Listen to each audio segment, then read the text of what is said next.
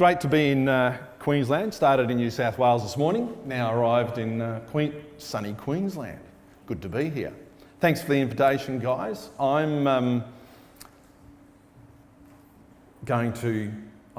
part Italian, so I'm going to get out from behind this protective bit of timber and I'm going to join you out the front. So can you hear me? That it works. That's a good thing. And then I've forgotten my first tool, and that's this. I was asked to discuss how farmers in WA have adapted to herbicide resistance and what are the tools they've put in place, and how have we got the messages across to actually get that adoption occurring.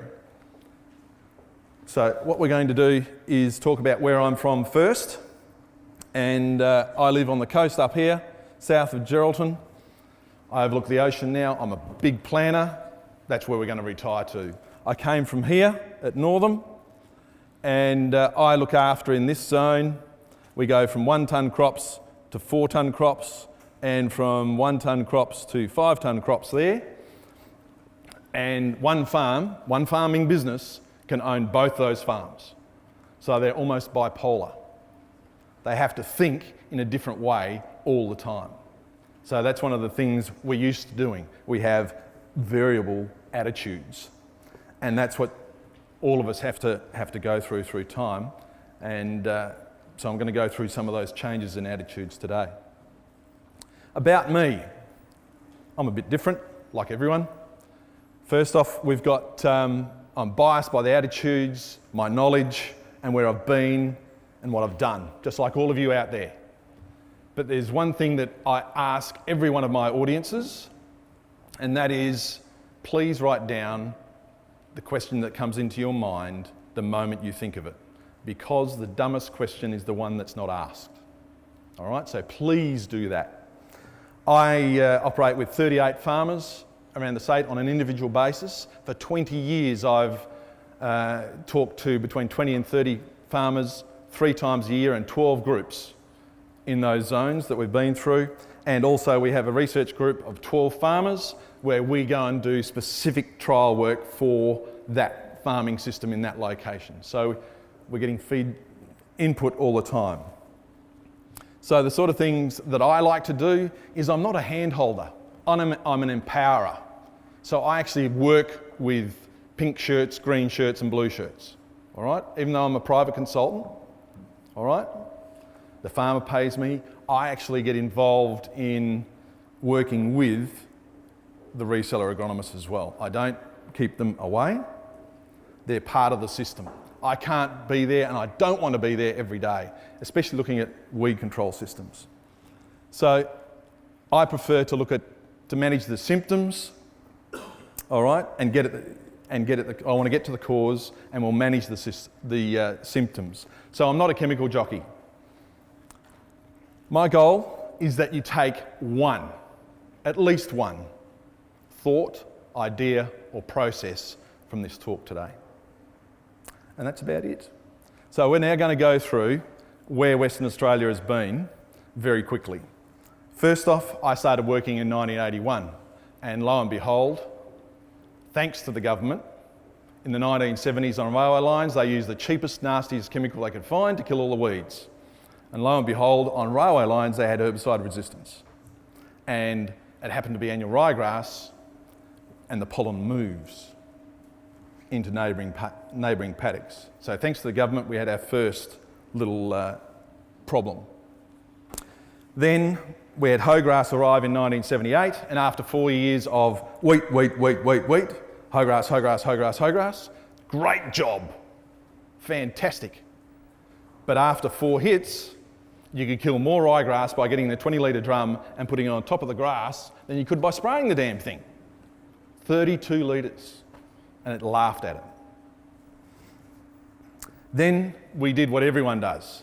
Chemicals solve all your problems. And we adopted chlorsulfuron. Came out in 1982. Oops, that wrong button. We jumped onto the next chemical group, Glean, or chlorsulfuron for us, and lo and behold, after about 4 hits by the late 1980s, we had group B resistance as well, already. So after ruining 2 families of chemistry, surely we had to learn. We had ruined 2 groups in just a decade. Now we need to change our attitude and our management. So this really got going at the start, about the 1990s was when it started. And what I'm here to do for you guys today is go through, whoops, you can learn from our mistakes. And we've made plenty. So the first thing I'm going to do is not talk about all these machines. I know how farmers love machinery,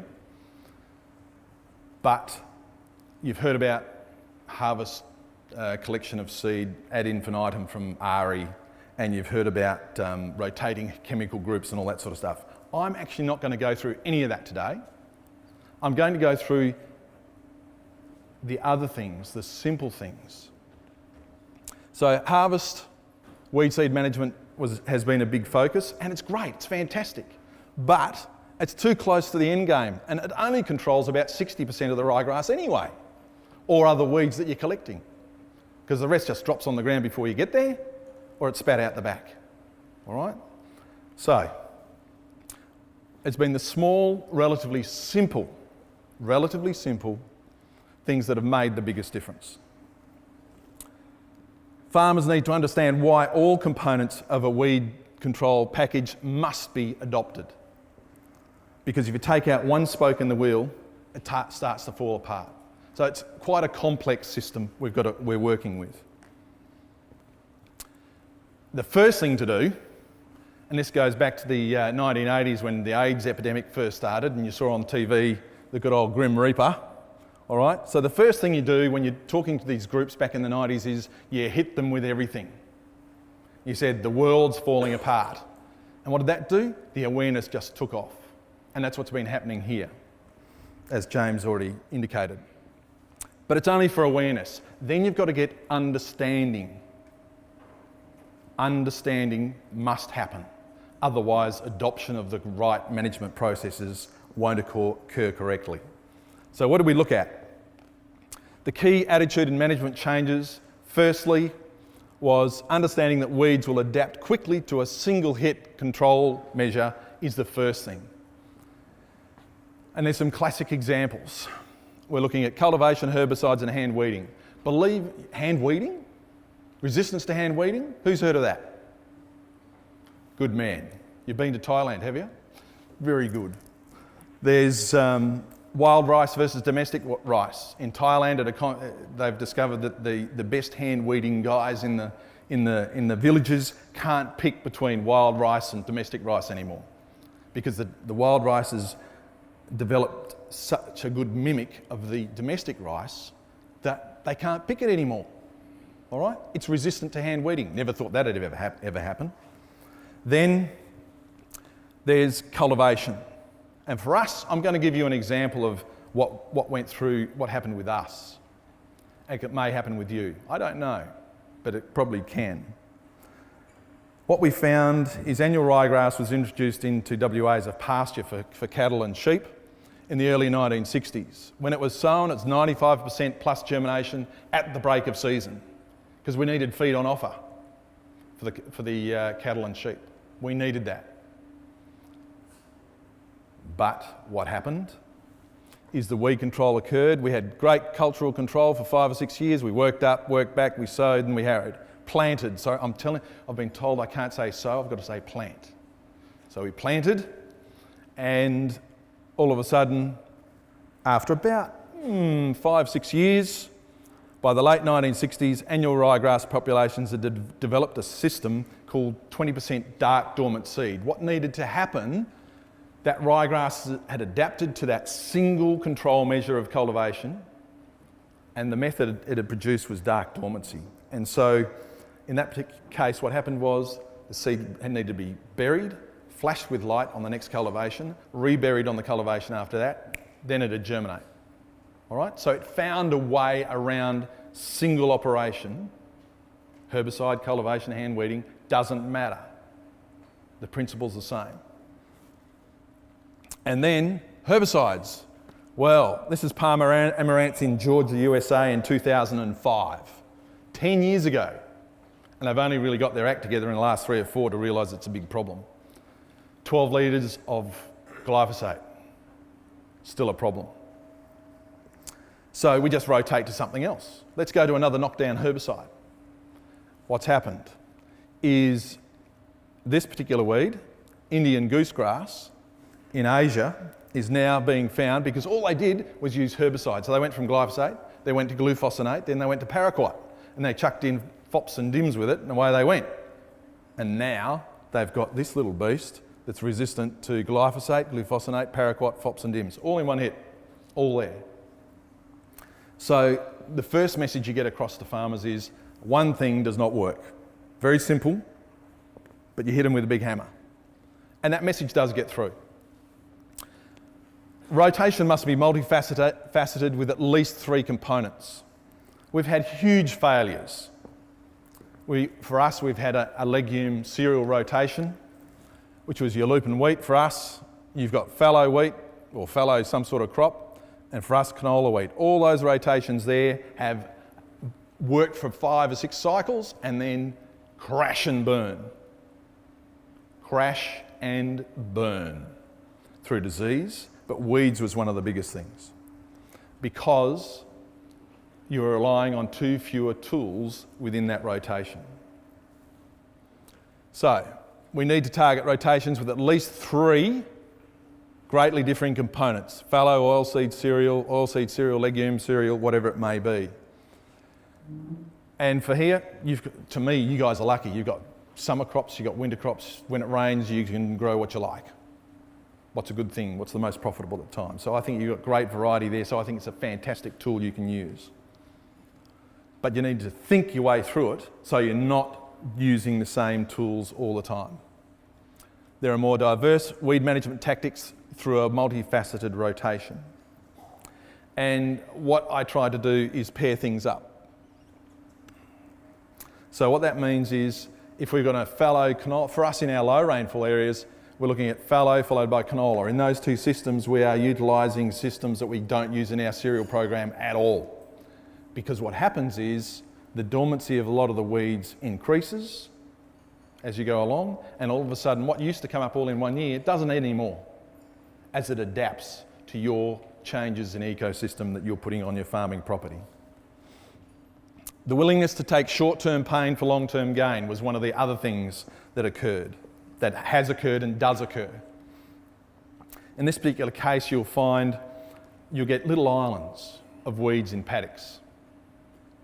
Don't ignore them. That is the time where you get in there and you cut the bastard out, as they say. And so what we've done is we've got cattle and sheep in our enterprises in a lot of places, or feedlots down the road for you guys. We'll get in there and we cut them before flowering, and then they can be either used in your stock enterprise on your property, or they can be on-sold around the farm to neighbours and other people, as long as it stops seed set and there's no problem being exported elsewhere. All right, and then any reshoots that occur, then you get into the herbicide culturally, or a combination of those 2 methods, herbicide and cultural. So the farmers need encouraging initially. It usually takes 2 seasons, maybe 3. Because what happens is, you see the one spot and you just say to John, and you're driving around, you're looking at the paddocks, you say, John and Jim, that patch of weeds there, mate, we need to do something about that. We really, really do. And then at harvest time you say, how did you go? Did you clean that up? No. Then it goes into crop the next year. And all of a sudden with the harvester, they've gone straight through this patch, and then you've got this snail trail going to the end of the haul. All right? And you drive through this and you look at them and you say, yeah, it looks like you've spread it nicely here, boys. Good job. And they go, okay? That's when you come in and you have to put pressure on them and say, go and get that baler, go and get that whatever it is to actually control the seed set of that ryegrass culturally. bale it, take it away, utilise it, and then kill off those patches. You know what happens in the first year? But Foz, that's my nickname, Foz. Foz. This is 1.5 tonne crop here. It's 2.5 out there, but it's 1.5 tonne crop here. I've spent $250 a hectare on this, and you're telling me to write her off. Get a life. All right, we'll do a bit. So they do a bit. All right? And then the next year, they come along and go, they sow into it, or the next crop that goes in, whether it be summer or winter, from this neck of the woods, and all of a sudden there's this line. Weeds, no weeds. The message gets through. A picture says 1,000 words. So not enough is done, and then extreme differences in weeds at the weeds margin. I've had melanoma cut out of my back. So this is what I've put up at my talks. I said, it's like a damn melanoma, guys and girls. Cut it out with good clearance. All right? I'm now 12 years past getting mine cut out, so I'm still get checked every 6 months. But you associate, if you want to get the message across, just give those sorts of pictures and they'll realise where it's at. Cut the damn thing out. Weed thresholds become close to zero and we take no prisoners. So what you're looking at is farmers spend money on weed control this season for a return on investment down the track. This provides maximum flexibility in utilising plant available water. Because if you're waiting for weed germinations because they're resistant, you're missing out on growth that you could have had. And the most profitable farmers in the state, and there's a survey, Bank West Plan Farm Survey, where they go through the profitability of 550 farms around the state, about 18% of farmers. One of the key things all of them do, the top 25% most profitable businesses, they must be able to sow 30% of their property dry if they have to. Clean and dry. All right, this is a picture from the Liverpool Plains. Ryegrass, 2006. The problem with this guy is that the pollen flow goes for 5 kilometres from that patch. So if you don't control that ryegrass, by the time it flowers, it's too late because the pollen can travel 5k. So you must understand your enemy. And this is how the messages we get across to our clients is you must understand your weeds and how they tick. So feathertop rhodes, fleabane, all that sort of stuff that you guys are playing with, you must understand how they tick. You will not win the war if you don't understand your enemy. Simple as that.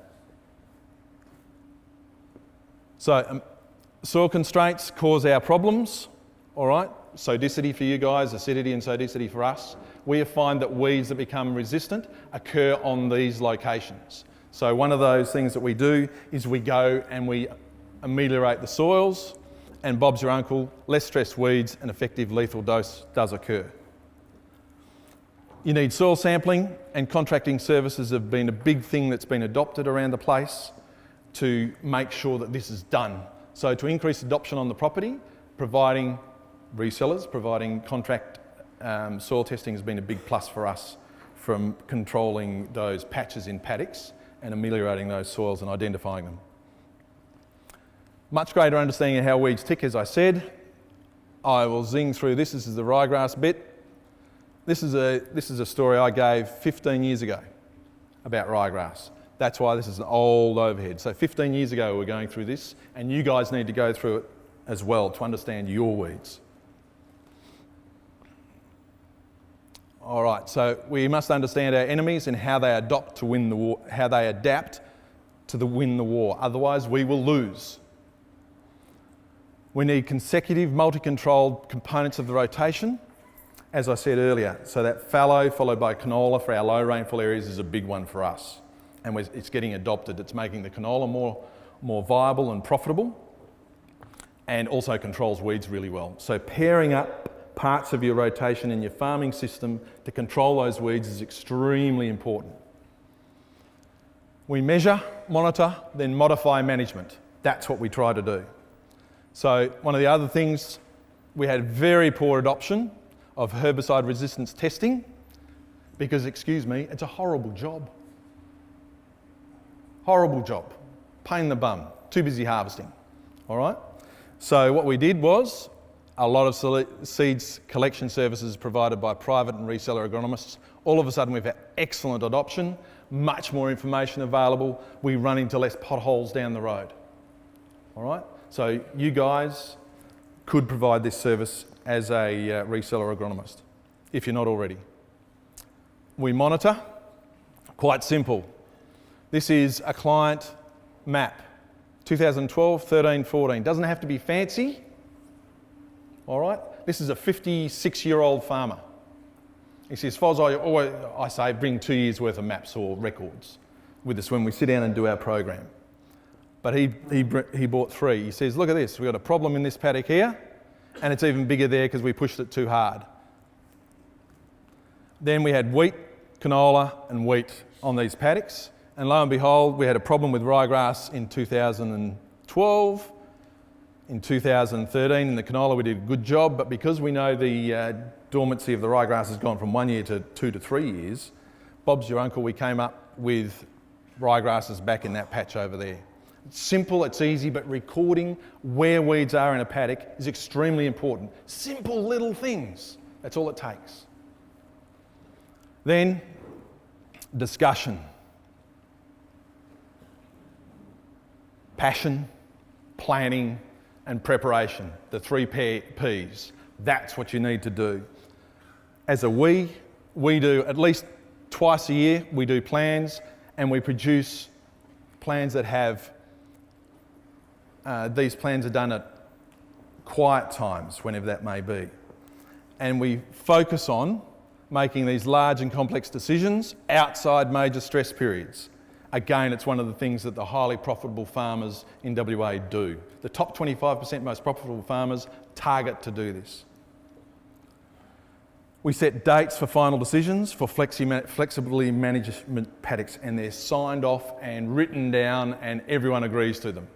So you're not making that decision at 2 o'clock in the morning, you're going into the next paddock and say, damn, I'm going to put it in, and all of a sudden it's full of weeds. So you make up those decisions prior to actually getting out in the paddock. Consultants must know who controls the checkbook. Quite often it might be dad on the coast or mum in the kitchen. All right, so they need to be involved in the decision making. So you've got to know who actually controls the checkbook in the family when you're talking to two brothers and dad and mum are sort of in the house down the road still have the checkbook. Be aware of who's got control of it.